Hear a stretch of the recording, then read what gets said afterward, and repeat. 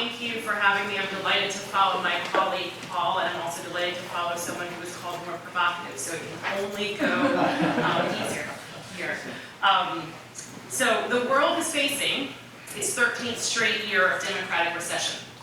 After decades, arguably a century of global progress and democratization, that trend is reversing. Countries that democratized toward the end of the last century are facing populist leaders that divide societies, raise doubt about democratic values and institutions.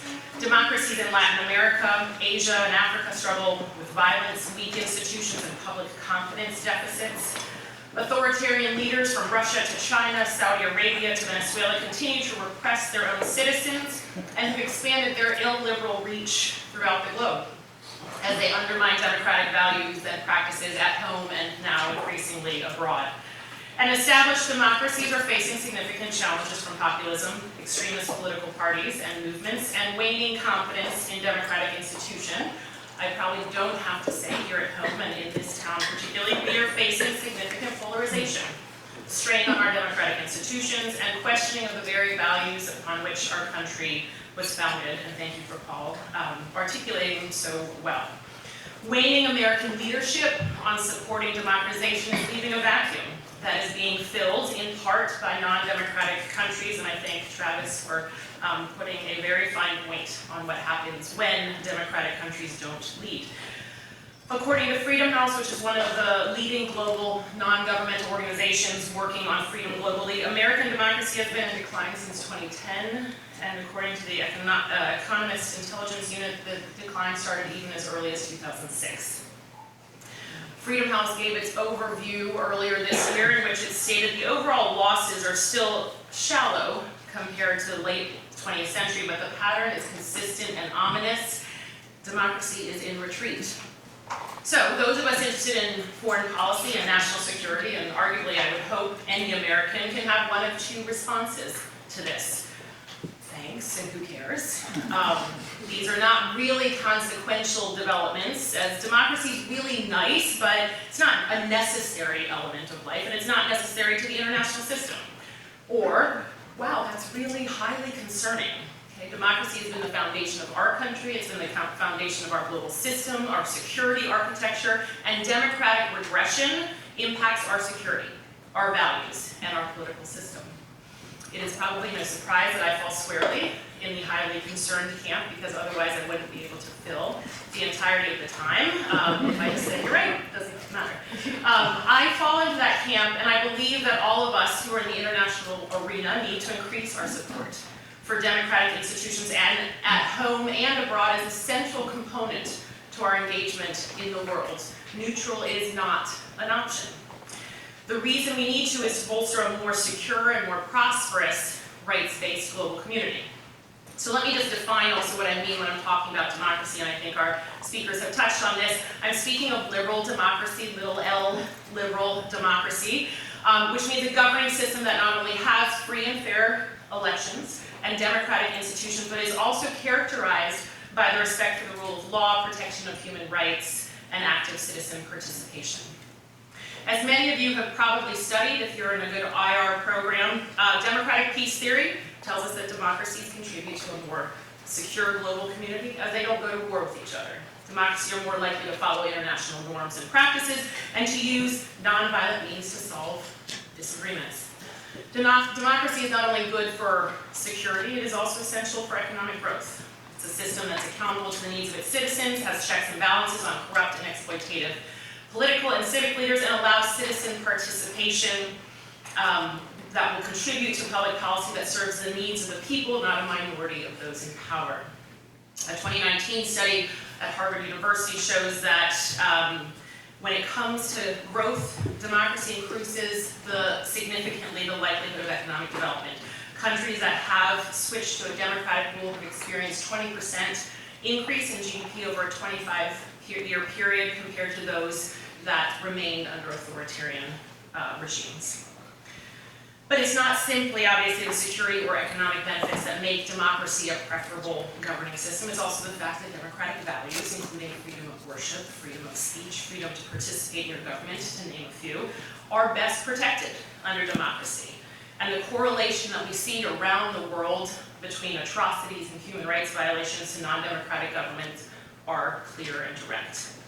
But since the title of my remarks is Christianity and Democracy, not just to make the case for democracy, I will explain why I believe that Christians should be actively engaged in this process of strengthening democratic institutions in the United States and globally. And again, I will say, and I say it often, neutrality is a policy option, and it's not a policy option, in my view, that's a viable one on democracy support.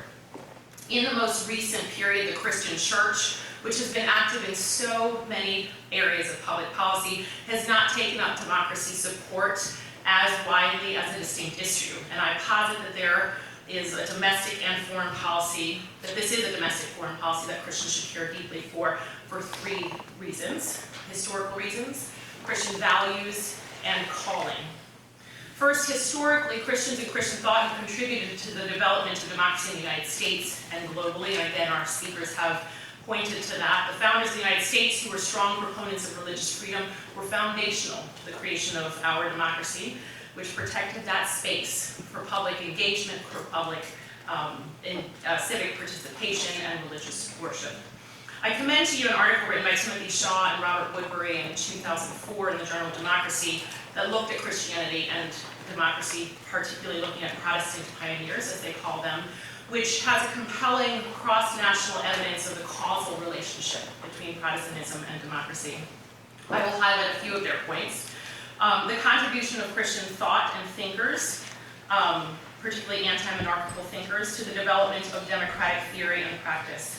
Strong engagement in civil society and volunteerism, concepts that underpin Christian action and are necessary to a democratic society. The proliferation of the public sphere and the importance of engagement in that, spreading information through the proliferation of ideas, the access of information for a wider segment of society, and the fostering of a public square and debate.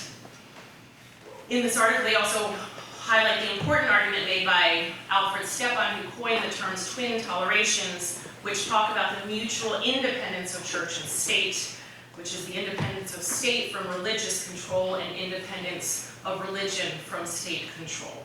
And just to be clear, as I'm following on Paul Miller's comments, this is not to say that I am advocating in any way to fall into that latter category of culturalism. What I am saying is that there is a strong connection that we as Christians cannot deny, and that we have to be in the game of promoting a system that is most closely aligned with the values. So with that, let me switch to the second argument, which is the one about values.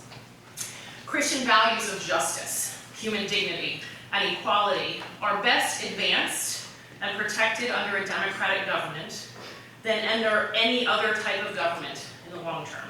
We see that most human rights abuses and injustices occur in countries with an autocratic leadership. You heard earlier today about religious freedom, and if you look at the countries that are on the U.S. Commission on International Religious Freedom, it is a who's who of dictatorial countries. China, Iran, Pakistan, Russia, Saudi Arabia, Sudan, Syria, to name a few. That's not a list of democratic countries, and it is not coincidence that those two lists do not overlap. And as we think about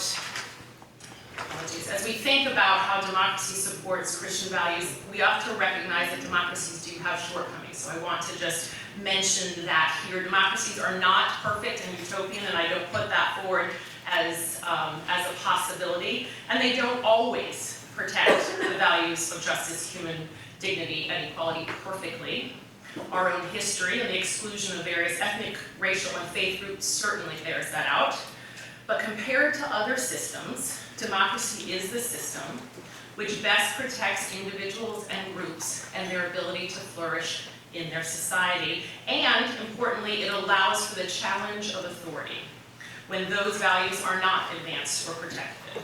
And this is not an insignificant caveat, but I posit that there are fewer cases in which democracy has not delivered on these values than there are positive cases for Christian values in democratic society. And the solution to these cases is not abandoning or disengaging from democracy, but rather to have more engagement internally and externally on the democratization process. So, talked about history, talked about values. Let me talk about the issues or biblical calling issues that Christians engage on. Christians have been strong and effective advocates for numerous issues for which there is a strong biblical calling. These certainly include justice and fighting oppression, and particularly religious oppression. Christians have done a remarkable job on engaging globally to respond to these callings. But as we think and unpack these very important callings, each of these is better achieved or more fully realized through a functioning governing system that is built on liberal democratic values. If you care about justice, and those of us who work with the International Justice Mission certainly are among those, you have to inherently care about the structures that deliver justice. Justice requires functioning judicial systems, well-trained judges, lawyers, and police forces, effective institutions that respond to the rule of law. We cannot hope to combat corrupt police or unfair sentencing without strong liberal institutions. While institutions is extraordinarily not interesting from a daily standpoint, the idea that they underpin this important calling to justice is undeniable. If you care about correcting oppression, including religious freedom, freeing of imprisoned pastors around the world, you have to inherently care about the system that does not protect their right to worship freely. Advocating for freeing of individual pastors or religious communities is essential and is important work. But a systemic change as well, a democratic change in countries where people of faith are persecuted on a daily basis, would allow that persecution to come to an end. Let me be clear that this is not to say that no progress can be made on these issues without democracy. Progress can most certainly be made, and it is made on a daily basis in countries where there is an authoritarian government. However, the values that underpin issues such as justice, respect for human rights, and freedom of worship are cornerstones in democracies and not in authoritarian governments. And likewise, functioning democratic institutions combined with free media, a vocal active civil society, allows these problems to be raised regularly and have redress when those values are in danger. So, having outlined 3 points of alignment between Christianity and democracy, let me acknowledge that there are hard issues. I'm just trying to fend off the questions in advance. There are hard issues, and they're really hard issues related to democracy at home and abroad. And I actually suspect that these are some of the reasons why some Christians have chosen to stay out of this realm of work. First one, democracy can lead to non-Christian people or non-Christian ideas winning. Why on earth would I work to strengthen or support a system that could lead to the election of a person with whom I fundamentally disagree or a policy position to which I am fundamentally opposed? It is really difficult. It is really difficult to accept a system which ultimately may allow our opponents or people with whom we radically disagree to win. I spent the day on Monday with a group of 25 Burmese activists that were invited by the George W. Bush Institute to the United States to be trained on leadership. And to have the conversation to say that you have to have hope in democracy because when you are in a pluralistic society, and when you have to live alongside of other people who are extraordinarily different, who have totally different faiths, that reality becomes very close to home as the only system that will allow such a diverse society to come together. So it is difficult to accept a system that ultimately allows your opponents to win.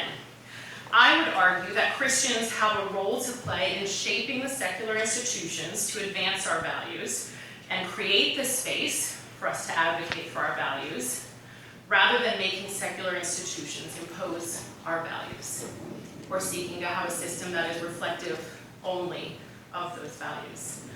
Likewise, the existence of a fair playing field in which everyone's rights are protected ensures that our Christian rights are consistently protected and that we are not at the whim of leaders who may disagree with our views.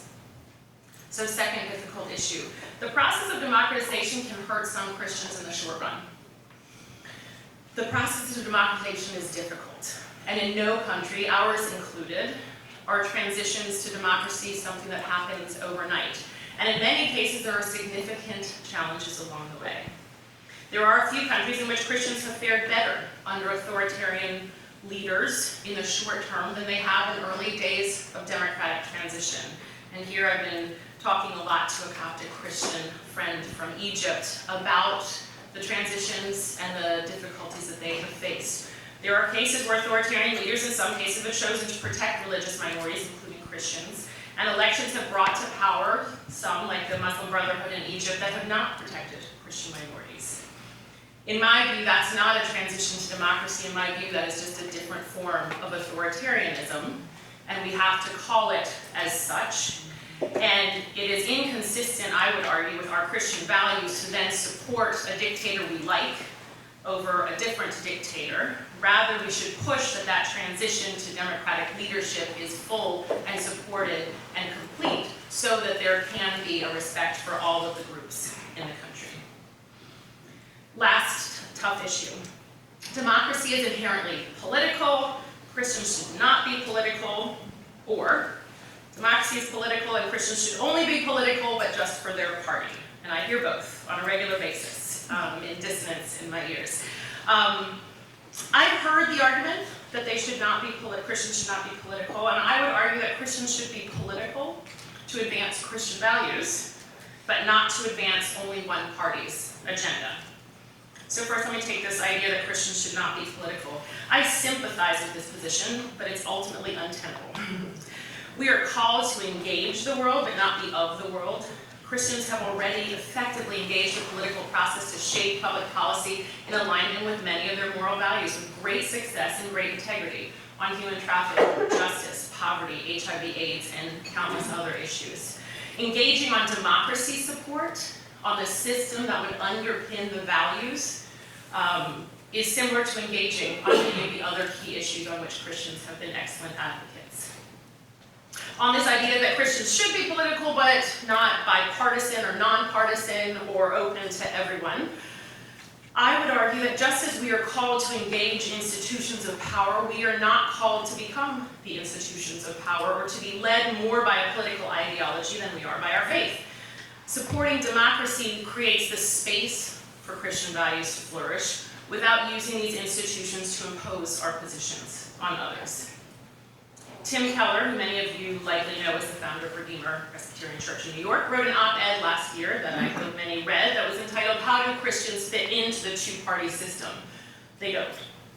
He affirms the importance of engaging politically while avoiding single-party alignment. I will quote from his piece. "Christians cannot pretend that they transcend politics and simply preach the gospel. Those who avoid all political discussions and engagement are essentially casting the vote for the social status quo. To not be political is to be political." And I would argue that that extends to the international arena. It is not simply something that we need to live at home, but our silence about autocrats who are repressing people around the world is a political statement. Keller goes on to warn against the problem of what is called package deal ethics, a term that was used by British ethicist James Mumford. And he says, increasingly political parties insist that you cannot work on one issue with them if you don't embrace all of their approved positions. And Keller argues that Christians are pushed toward two main options. One is to withdraw and try to be apolitical, and the second is to assimilate and fully adopt one party's whole package in order to have your place at the table. Neither of these are valid options. So as democracy is in decline in many places in the world, we can't be apolitical on an issue that fundamentally creates the space and process for Christian values to flourish, and for us to advocate for those issues that are central to our faith calling. So, as a professor and seeing this many young people in the room, I have to say what this means practically and launch you out into the world to do something about it. So if I believe that Christians should support liberal democracy at home and abroad, what does that look like? Work. There are countless non-governmental organizations working on supporting democracy in the United States and around the world. These organizations are supporting free and fair elections, fair judicial processes, open media, and other core elements of democracy. Vote. We are all voters. I think you're all voters. close to being voters if you're not. Make your representatives aware of the importance of democratic institutions in your community and as part of our foreign policy. Speak out for fair democratic processes in your hometown and the fact that that democratic support is a key component of American foreign policy. Because how, as Paul mentioned in his, how we are able to support democratic values overseas, how we are able to strengthen countries that are seeking to be stronger democracies is not only important for their development, it's important for ours at home as well. Engage. We are members of society. What do you want the society in which we live to think about Christians and how they engage? Our behavior in the public and private square is what is a reflection of how we see democratic openness. Speak. Speak out against governments that are non-democratic and speak out against practices that are non-democratic. Speak out regardless whether they are your friends, allies, or business interests. And speak out for the integrity of a system, not simply for your parties or your sides. Speak out for the integrity of the system that allows there to be space for your side to have a place in society as well. Let me leave one thought with you as I close. In looking at what we're called to from Scripture, Scripture doesn't actually speak specifically about a foster care system and an orphanage system, but it does, those are the systems, those are the structures that allow us to fulfill our calling if we are called to protect the orphan. Likewise, the gospel does not speak about democracy. It does not say somewhere that this is the preferred system. But it is the best system to reach and fulfill our calling for justice and mercy and correcting oppression, which are biblical callings. So, as we continue our conversation today, I hope that you'll be joining me in this effort of supporting democracy around the world. Thank you.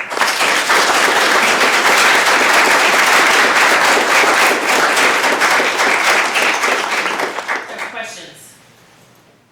I've answered them all. Yes? No, it's you, buddy. It's you. Hello, my name is Jose Marta and I'm a degree student. And I have a question about democracy transition. So I'm a Dominican student, international student, and I have a question about more transition.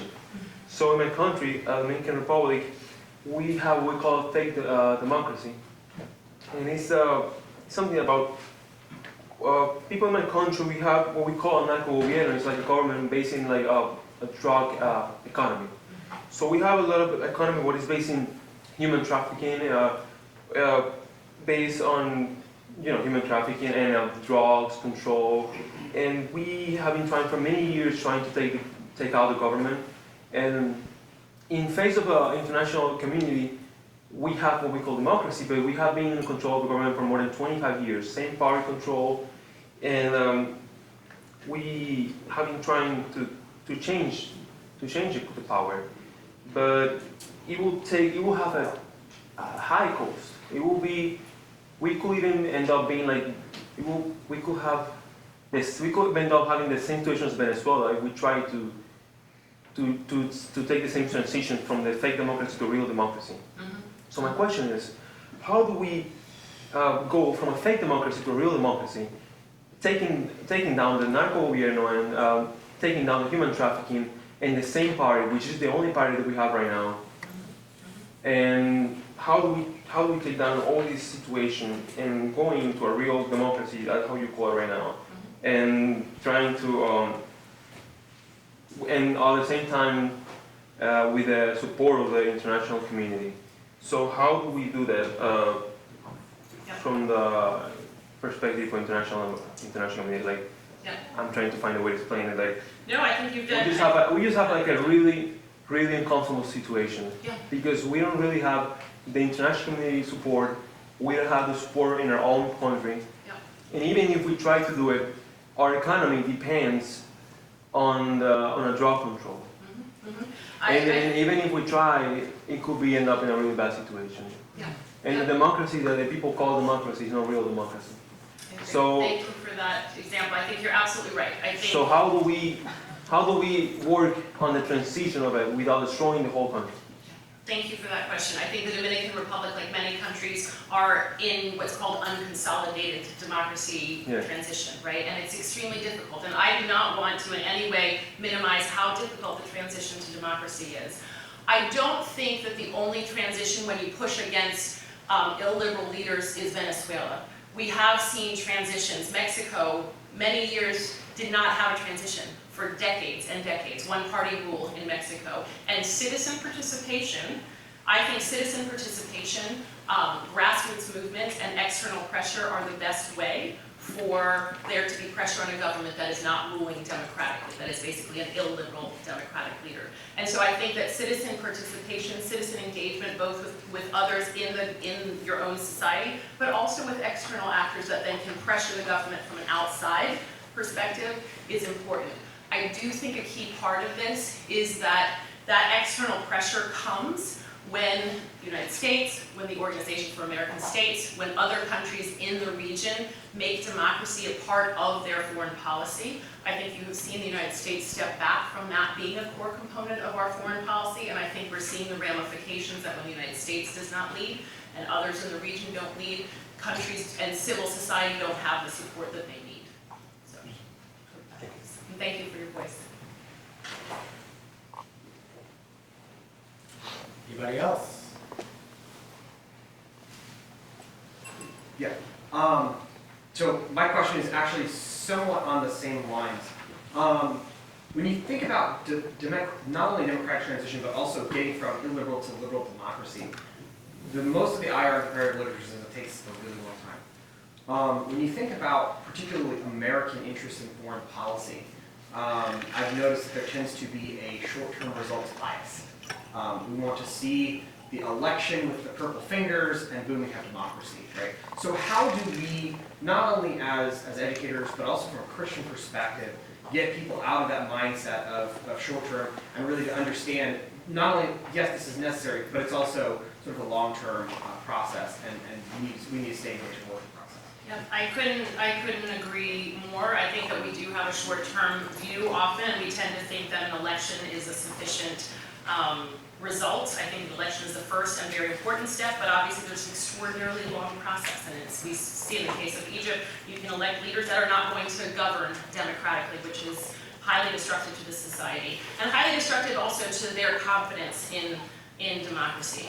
I think that as citizens, we all have the ability to make this a higher priority for our electorate. We have had what we've seen in transition in Congress, and what we've also seen in transition over two administrations at least, is the decrease of this issue in the public perception and the public conversation. But we have that choice as to how we engage our elected officials to make this a higher priority or not. I think part of that is then having a well-trained and well-educated body of practitioners that go far beyond just looking at elections, but see this as an entirety of the situation. I do think where the United States often makes a mistake from a foreign policy perspective is that we forget that we still have enough leverage that we can pursue our security and economic interests at the same time that we're pursuing our democracy and human rights interests. And quite often we say, well, we can't have that tough conversation with Saudi Arabia because we really, really need them on security issues in the Gulf. Truthfully, I think that we're able to walk and chew gum on a number of these issues and able to say we can talk about the fact that you've murdered a journalist in another country. We can have the conversation that you are repressing significant portions of your society and that freedom of religion is a non-existent concept largely in your country.